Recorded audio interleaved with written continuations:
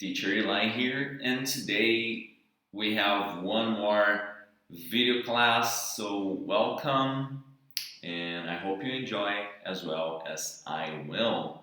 And today we have to first correct a bunch of activities that I assigned to you guys as homework, and later on, we're going to take a look at a new subject, including some audio comprehension activity. So without further ado, let's get started. First things first, do you guys remember we finished our class by reading this Calvin and Harold cartoon? And then we talked a little about this homework, which we're going to correct in a couple of minutes. That goes from page 44, 45 to page 46, where we also have a reading and comprehension activity, which we're gonna take a look later, and that's basically it. After that, we have some listening activities, which I'm gonna work with you guys in a couple of minutes. But first, let's answer the questions related to Calvin and Harold's exercise. Letter A there asks, Calvin puts himself into a difficult situation. You had to explain the situation in your own words. Here I have a suggestion, which is that Calvin had to do his homework, but he wasted the whole evening. He wants to blame his mom if he does not get an A for his paper. Of course, you can follow this tip, but you can use your own words to explain the situation as well. In the letter B, they ask you guys, do you think Calvin's mother should have given him some more time to finish his homework? And my suggestion here is that no, he had enough time to finish it, but he wasted the whole evening doing other things. As a child, he's supposed to learn some discipline. Letter C, advise Calvin about his future school tasks. Here we have some examples of advices. Let's check it out. You should do your homework at the right time to do it. Or do your homework at the right time to do it. Or even you should do your homework early. Then you go play with your friends, etc. You should not waste the whole evening playing or do your homework first, then go playing.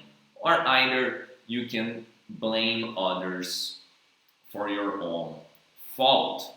These are the suggestions the book gives you guys, remembering that you have the freedom to answer it by yourself. I always tell you guys that in my class, I give you all the freedom to commit mistakes, and that's one of the things that you guys do the best, committing mistakes. Of course, just a joke, but let's keep on going with the homework correction. And here we actually had modal verbs of polite requests. To ask help politely, we use could you. For example, could you give me a cup of water? To ask questions in a very polite way, we use would you plus the main verb. For example, would you help me with my homework activities? Teacher, could you explain that again? Or I didn't understand. Yes, certainly, that's what the teacher would say. Would you please email the English assignment to me? I need it ASAP, which means as soon as possible. Tomorrow is the deadline. The teacher would probably answer, yeah, of course. To ask questions in polite but more casual way, we say will you or can you please close the window, or will you please close the window for me by any chance? Can you lend me a pen? I forgot mine on my desk at home. I'd be happy to lend you my pen. Notice that will you sounds more like an order, not a request.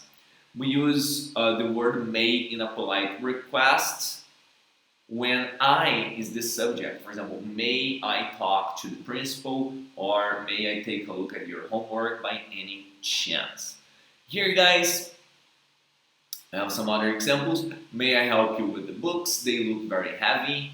or other tips on grammar, like informally we can say sure, okay, that means yes.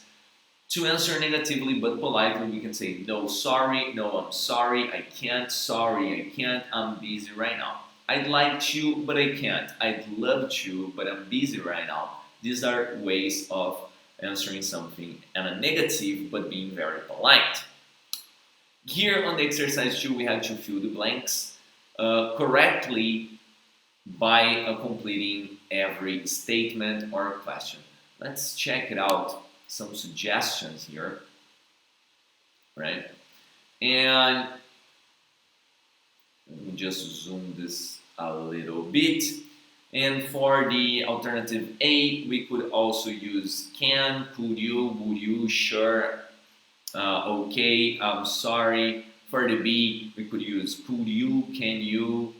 Letter C, daddy, can you, daddy, could you, daddy, would you, sure, I love it, but I'm busy right now. Letter D, would you, could you, can you, of course, okay, no problem. Letter E, can you, could you, would you. Letter F, can you, could you, would you. And letter G, can, could, and may. Now let's check it out how these phrases can be formed, right? Oops, wrong page. Let's go for this one. Beautiful. So teacher says, Maria, can you erase the board for me? Or Maria, could you erase the board for me? Says, yeah, sure, Mr. No. Samuel says, can you photocopy these letters right away? Or would you photocopy these letters right away? Son says, Daddy, can you please help me with my homework? The dad says, yeah, sure, what is it? Paulo says, would you show me how to use this computer software? Bruno says, yes, of course, how can I help you? Charlotte can say, would you send me the homework by email, or could you send me the homework by email? Miss Noble,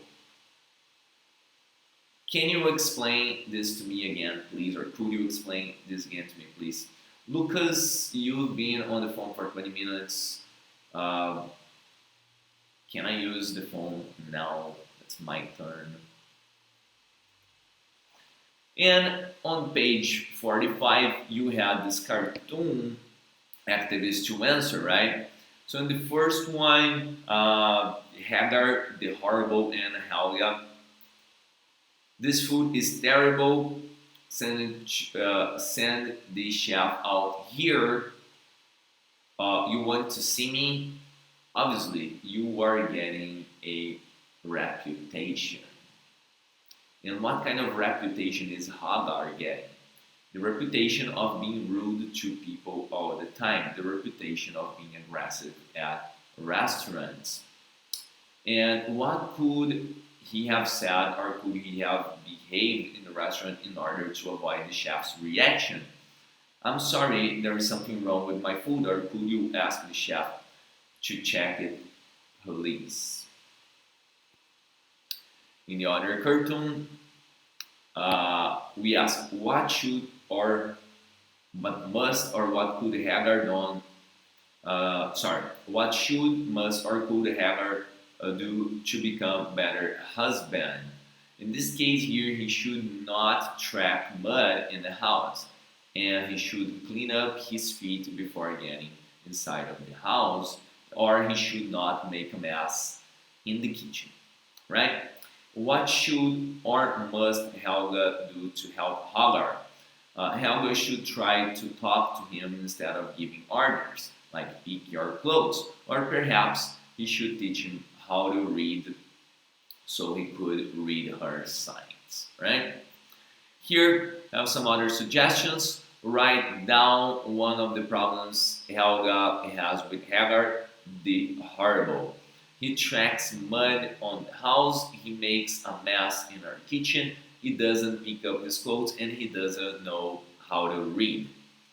And in the last panel box, have to is used to express a necessity, right? Here in our reading connections, I have 4 topics before reading and 2 topics while reading. So before reading the exercise, do you consider yourself polite? List some of the things that other people you do that other people think you are polite with good manners. Now, I always say good morning and I try to respect my elders. Do you think good manners should be taught in school? I think they actually are taught in school. What kind of things do people at your age do that annoy adults such as your parents? That's a good question though. That's a good question. But some behavior aspects of the generation Z, Zoomers, might annoy the millennials and the boomers. Thinking the other way around, what things the other people do that irritate you? Probably some of those old behavior obligations that we don't follow anymore. Well, while reading, we have 5 and 6 to answer. Read the text from Learning blog of New York Times and following the text students posted. And the number 6, look at the words highlighted in the text and find a synonym for each one in the boxes below, and then match the words with the corresponding word in Portuguese. Let's pay attention to the context. So before we answer this exercise, let me take a read to you in the text. How polite are you? Student opinion. Do you RSVP when people ask you to events? Do you turn off your cell phone at the movies and the theater? Wipe your seat of machines at the gym? Refrain from talking loudly in public on your cell phone? Tell us how polite you think you are, and describe what breaches of etiquette drive you crazy. Students, tell us how you think you rate on the politeness scale. Do you think people your age have different standards than older people? And what breaches of etiquette especially bother you and why? A. I had manners drilled into me from a very young age. Say please, thank you, and may I. Cover your mouth when you cough and excuse yourself after that. Chew with your mouth closed, elbows off the table. Hold open door for people, and always stand up on public transport for elderly people. And call ahead if you are running late and apologize immediately. Never swear or speak loudly in public, and always RSVP and send a thank you note after an event. After an event, you name it, right? I knew how to do it.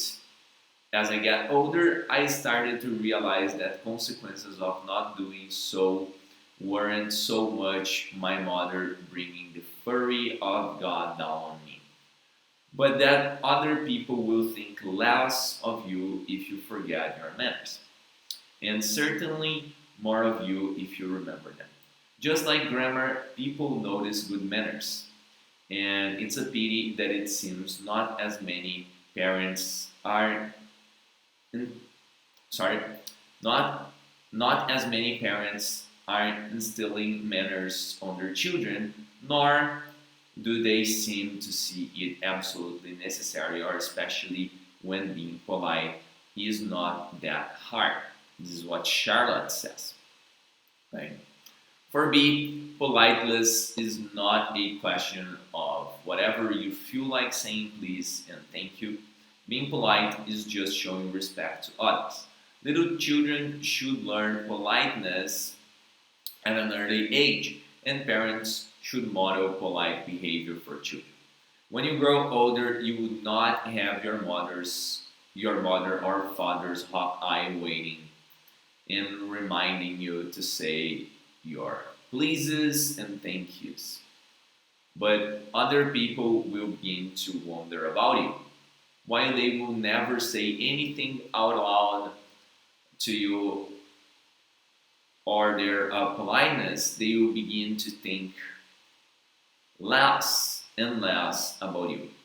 As you grow older, you should always try to carry the things that you learned from your parents into adulthood. That's what Rachel says. And the last one, letter C, my parents have always raised me to be as mindful of my manners as possible. They have taught me to chew with my mouth closed, say please and thank you, hold the door to people, and to be generally proper in public places. I think that manners are very important and should be followed to the best of a person's ability. If a person with bad manners is with people who pay attention to that fact, it can be embarrassing or degrading to that person. It makes me so angry when I'm around someone who chews with his or her mouth open or who ignores me in a public place. These are all things that can really irritate people. That's what Anna says. Well, guys, according to the activities, well-mannered is a synonym of polite, keep from is a synonym of refrain from, violations is a synonym for breaches, pointed out synonym to drilled into, in advance a synonym of ahead, disappointment it's a synonym of pity, careful a synonym of mindful, and behavior a synonym of manners, right? And the translations are respectively bem educado for letter A, evite letter B, quebras e transgressões letter C, ensinadas letter D, com antecedência letter E, pena letter F, atento letter G, comportamento letter H. Well, guys, based on the text posted by young students on the New York Times blog about politeness, let's check the correct answers. And for the number 7, the correct answer is that all 3 texts seem to agree that children should learn good manners at early age. And considering the aimed readers and the genre in which blogs are inscribed, the main purpose of the reader's comments is to find out the reader's opinion about the subject. Number 9, considering these 3 texts from the New York Times blog, it is correct to say that the 3 commentaries A, B, and C agree about saying please and thank you are polite actions. Number 10, the expressions out of politeness in commentary B because they are polite. And the word as in as you grow older in commentary conveys the idea of time. Well, I'm coming here because we're going for a listening activity, but before listening, let's take a look at most table manners in different cultures are based on common sense. Let's list some table manners etiquette that we'll probably hear. Elbows should not be on the table, chew with the mouth closed are some of the ones we already listed. And here, let's take a listen to people talking about eating etiquette in 3 different countries. Write yes for the correct statements and no for the incorrect ones about Brazil, Turkey, and the United States. And of course, you're gonna write down one of the etiquette rules the 3 countries have in common. If you have difficulties by listening, you can also take a look here in the scripts. So let's get started by Rules of Eating Etiquette in Brazil by Juliana Zanchabet from Brazil, right? The concept of good manners varies a lot when we compare different cultures, values, and ways of living. However, when we talk about the occidental part of the world, the differences are not so big. In my opinion, going to a restaurant in Brazil will rarely be an embarrassing situation. One good way to figure out the rules is to pay attention in a discreet way to people who are eating close to you.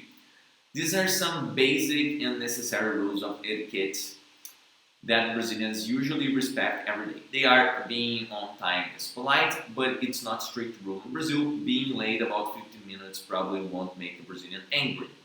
When you go to a restaurant, you should greet the people who work there as well as the people who are already waiting for you at the table. It is not necessary to hug and kiss everybody if they are already seated.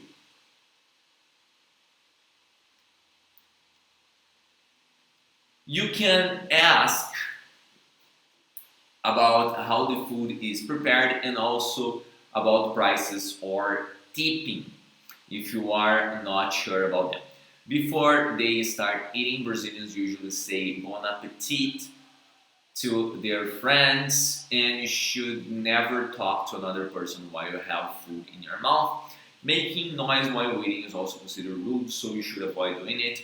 Be careful not to put your elbows on the table while eating, and it is not terrible, but it can be considered a little bit rude by those people who are firm. Don't worry about the time. Usually people in Brazil stay seated for a long time, especially when they have interesting things to talk about. It is not necessary to talk in a really low voice because Latin people usually talk a little bit loud. The tip is usually 10% of the total bill. If you don't think the food of service is very good, you can leave less. Finally, saying thank you and bye is always considered very polite in Brazil. Number 2, eating politely in Turkey by Azim Baritsa from Turkey. If you visit Turkey, you should learn dining etiquette before arriving if you want to eat your meal politely. You should learn things such as which kind of knife to use for which meat. These are basic everyday etiquette rules that should be followed. Good manners in Turkey require you don't speak while eating and that you keep your mouth closed while you chew. In a restaurant, you should ask the price before you begin your meal because it's rude to ask for it. So try to avoid it though, right? And you should always order your food before your drink. While your meals are being cooked, the waiter will have time to bring your drinks. In Turkey, we still have some special rules about eating chicken. For example, you shouldn't use a fork and a knife, but rather eat it with your fingers. I think it's actually a little bit disgusting though. Although we have a lot of rules about eating nowadays, you can easily see people, especially teenagers, not paying attention to them. Since these types of people are cropping up in restaurants, don't worry about how you eat, relax and enjoy your meal. And finally, United States dining etiquette. Do not talk with your food in your mouth. This is very rude and distasteful to watch. Do eat a little of everything on your plate. If you do not like the food and feel unable to give a compliment, just keep silent. It's acceptable to leave some food in your plate if you are full and have eaten enough. Try to pace your eating so if you don't finish before others are halfway through. If you are a slow eater, try to speed up a bit on this occasion so you don't hold everyone up. Never continue to eat long after the others have stopped. And if the food served is not your liking, it is polite at least attempt to eat a small amount of it. It is never acceptable to ask a person why they have not eaten all their food, and don't make an issue if you don't like something or can't eat it. Keep quiet, keep silent. Unfold your napkin and place it on your lap. When you are finished, place it loosely on the table, not on the plate, and never on your chair. Keep your elbows off the table. Loud eating noise such as slurping or burping are very impolite and the number one sin of dinner table etiquette. Turn off your cell phone or switch to silent or vibrate before sitting down to eat and leave it in your pocket or purse. It is impolite to answer phone during the dinner. If you must make or take a call, excuse yourself from the table and step outside of the restaurant. Do not use a toothpick or apply makeup at the table. Say, excuse me, or I'll be right back before leaving the table. Do not say that you are going to the restaurant. Do not push your dishes away from your stack, then for the waiter when you are finished, and leave plates and glasses where they are. These are some etiquette rules from the United States. Now let's check it out, the correspondent answers, right? So here the yes and no's in Brazil. So if you're not sure about the eating etiquette in Brazil, just pay attention to other people around you. That's in yes. Being on time is considered polite. You should arrive. It's not considered polite. You should arrive 15 minutes late. That's not true. You can, but not an obligation. Avoid talking with your mouth full. That's in yes. In Turkey, we have 2 no's and 1 yes. The 2 no's are basically that it's not a problem if you talk while you eat. That's actually a problem. And your drink should be ordered after your meals, the correct one, not before your meals. And basically, you should use your fingers to eat the chicken. That's a yes. In the US, it is considered rude to talk with your mouth full, so that's a no for letter A. And yes, you should try to place your eating so you don't finish before the others halfway through. And Americans not care if you use your cell phone. That's false. They actually care. It's considered unpolite. So some of the etiquette rules they have in common: do not talk with your mouth full and keep your elbows off the table and try to not make noises while eating. These are some of the basic etiquette rules. After listening according to what you listen about etiquette rules, which breach of etiquette does the cartoon below criticize? So take a look and answer that for me. And here, writing connections, answer the questions posted in the New York Times blog about politeness. So the questions are basically, do you think that people your age have different standards than older people?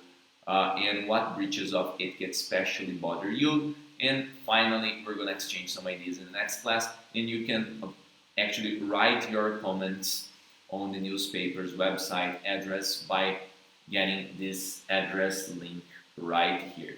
Guys, in the next week, we're going to be starting with Be My Valentine, which is chapter 10, and also the last chapter of the book. I catch you guys next time. Later.